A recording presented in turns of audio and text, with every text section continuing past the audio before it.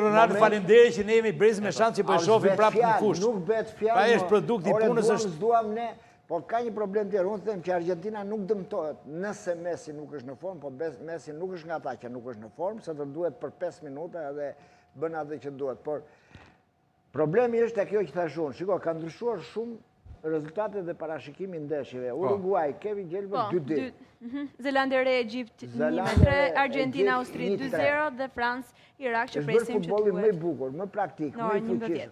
Ore shikoj këta të kepit me luajti Gjermania dje, me Gjermania që luajti ndeshjen e fundit, shikoj futbollistët me bregun e Fildisht, super ekip. Ishin të gjithë brazilianë, duhet të bëjë një pyetje. Lufta për topin e shkurtër, topin e gjatë, përgatitja fizike, domethënë tani janë bërë gjitha mrekulli, nuk kupton gjë çapo ndodh.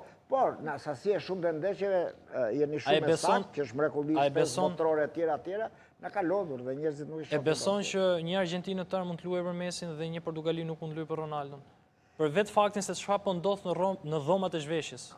Ky ndryshimi është ku një lojtar 21 vjeçar nuk njeh hierarki në dhomat e zhveshjes dhe Portugalia pa Messi Portugalia pa Ronaldo është më e fortë se me Ronaldo.